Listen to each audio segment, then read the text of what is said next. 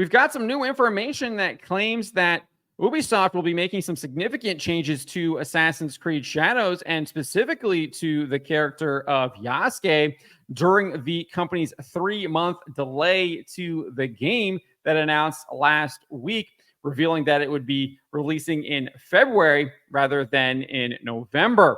And it looks like they're going to be using that time to make changes to the character of Yasuke. Before we get to this, I'd like to ask you, please hit that subscribe button, hit that bell for notifications so you don't miss any of our future videos here at the Trent Report. I wrote this up over at thatparkplace.com, and this information comes to us from Tom Henderson over at Insider Gaming. But before we get to that, let me just kind of go over this. If you aren't aware, Ubisoft did indeed delay the game last week, announcing in a press release this: Assassin's Creed Shadows will now be released on February 14, 2025. While the game is feature complete, the learnings from the Star Wars Outlaws release let us provide additional time to further polish the title. So that is their reasoning for the delay. They want to further polish the title, given what they learned from Star Wars Outlaws and its massively buggy release. The company then added this: this will enable the biggest entry in the franchise to fully deliver on its ambition, notably by fulfilling the promise of our dual protagonist adventure with Naue and Yasuke, bringing two very different gameplay styles. So seemingly hinting at potentially making some changes or refining those gameplay styles to make them more unique compared to each other. But this is the information that Tom Henderson provided us. He says that the polishing of the game, quote, includes changing some of Yasuke's story and how he's portrayed in the game, fixing architectural details, and ensuring that the game is historically grounded while fitting into the Assassin's Creed universe. It is interesting that he's saying that they are ensuring that the game is historically grounded, despite all of these Ubisoft developers that have talked to the press, basically saying that the game is historically grounded already, but they are going to be making changes to ensure that it is now. Makes one think that it really wasn't, which we knew. We knew it wasn't because we had seen that Chinese architecture. We'd seen the way that they were sitting. We had seen how they were depicting certain agriculture during certain seasons that didn't work, etc. All kinds of issues. And then obviously Yasuke himself, them describing him as a legendary samurai, when in fact it seems like he was not. Highly disputed. One of Japan's top samurai historians claiming that he was not likely a samurai. Instead, he was more likely a bodyguard and entertainer to Nobunaga. Nevertheless, Henderson also added this: the game is currently not at the stage it needs to be for release, and I'm told that there have been some tweaks to some gameplay mechanics and elements that are going to take time to incorporate. So again, kind of read that here in their press release, talking about those two different gameplay styles. And now he's saying that they will be making tweaks to some gameplay mechanics and elements that are going to take time to incorporate. Obviously, 3 months gives them that time, delaying from November to February. Not only did he reveal these changes, but he also shared that Ubisoft was not as dedicated to historical accuracy as multiple developers have previously claimed. I think some of their first videos were bringing in this woman, Sashi Schmidt-Hori, and using her as kind of like a prop to talk about how historically accurate the game was. We've seen Brooke Davies make those comments. We've seen, Mark Alexis Cote has made comments like that. The art director has made comments. I mean, pretty much anyone who's talked to the press that works at Ubisoft has made comments about how historically accurate the game was. And now we're learning that likely wasn't the actual case. Surprise! That's why they were using swords from One Piece during, what was it, that Paris Expo or something like that. They like bought in like these cheap figures and were trying to sell them as like Assassin's Creed Shadows merch. And they had the One Piece sword. I mean, it was just absolutely laughable. And then all the stuff with Thomas Lockley and how they were using him, and he just basically wrote a fiction book and sold that to them. And then that all makes sense because we heard that rumor from Endymion that they were completely influenced by the socio-political events of 2020, specifically the death of George Floyd and the kind of rise of Black Lives Matter as a political power, albeit that their power faded extraordinarily quickly. but they did get a lot of changes enacted in that short amount of time that they did have that kind of political capital. Anyways, this is what Henderson said. He shared this, that historical experts were brought onto the project much later than usual for a project of this magnitude, and that miscommunication between teams and cutting corners when it came to the approval process of assets to meet deadlines resulted in many of the historical and cultural concerns that have been raised by gamers. Literally can't make this stuff up. We're now finding out that they didn't actually bring in these people until maybe there was some pushback about their claims of historical accuracy. This is how incompetent this company is. Complete and utter mismanagement from the top down, seemingly. Henderson also indicated that Ubisoft management has ignored their own developers who have been calling for a delay. He said this: 7 developers working on the project said that they have been pushing for a delay for some time, and their situation had been heard at other studios in the company, but management was not listening to them, obviously, until recently when they did indeed delay the game for 3 months. So that is the gist of what Henderson shared. None of this is really surprising. We've kind of heard this from other people who claim to have sources within Ubisoft as well.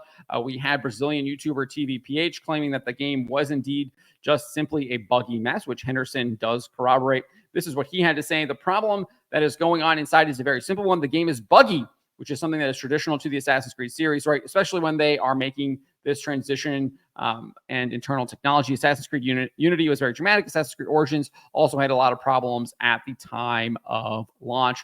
So he points out that the game is indeed buggy, but this is something that is typical of Assassin's Creed. So he was kind of skeptical as to why they would be delaying it, given the fact that this is something that is, again, common to Assassin's Creed releases. He did say this, though, but in September 2024, Ubisoft had just launched and seen Star Wars Outlaws flop, which was a game that they expected would completely explode into being one of the biggest titles of the year. And from the looks of it, it sold just okay.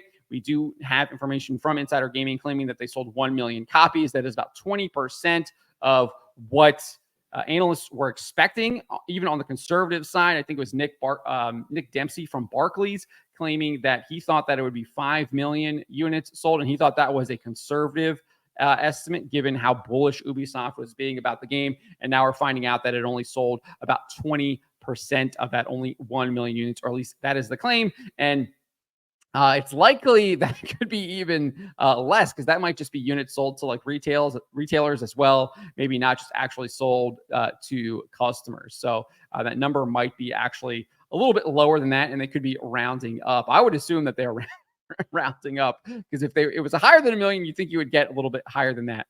They would try and tell you that. So my guess is probably a little bit less than that. Anyways, he said Brazilian TVPH says it sold like the least a Star Wars game should sell when there is no public interest in it, right?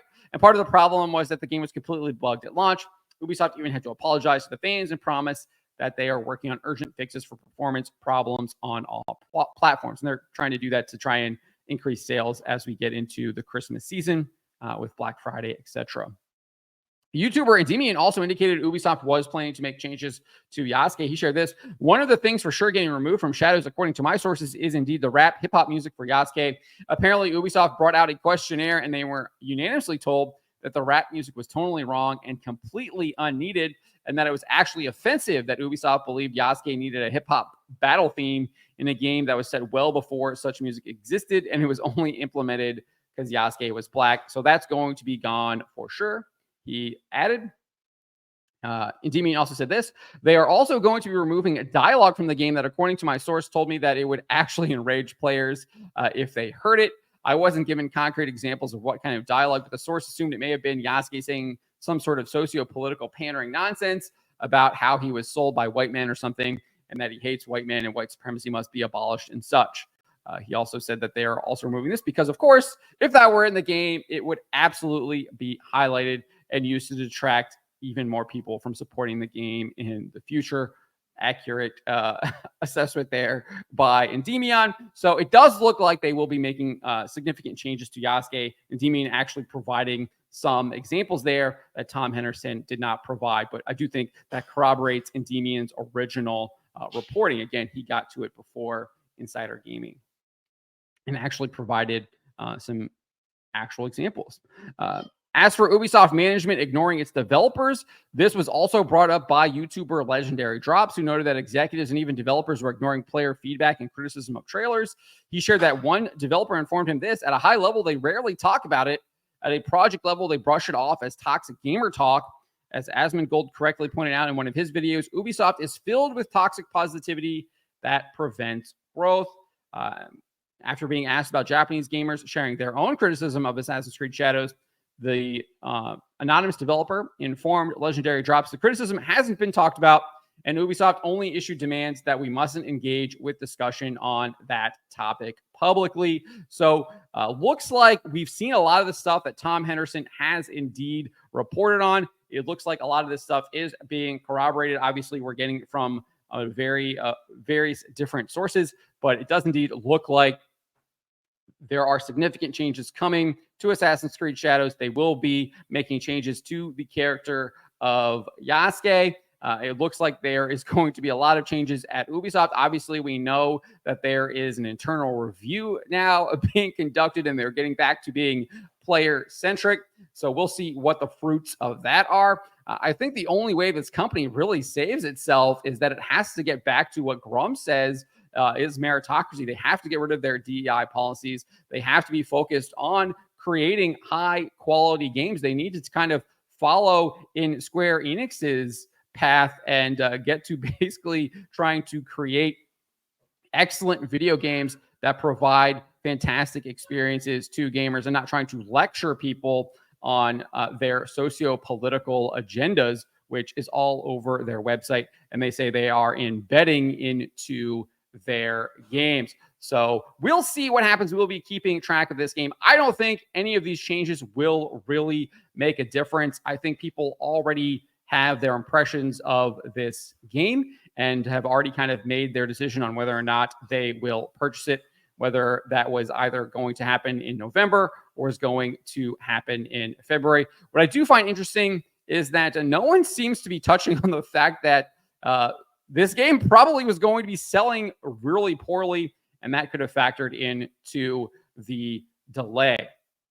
That is something that financial analyst Valiant Renegade has touched on, and I do think that has to be something that Ubisoft factored in to its delay, noting that they probably were giving up the potential for greater sales, but by delaying it from the Christmas season to February.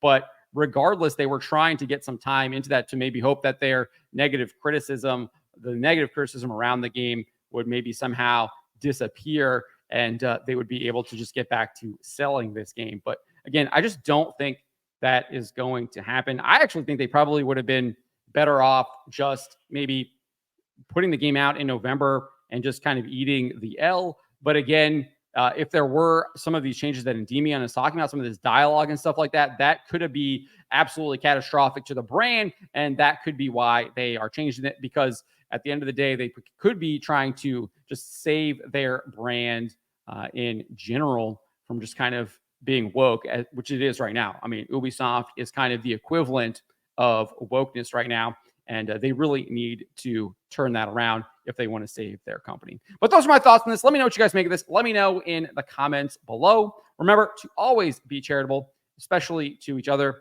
but to always speak the truth.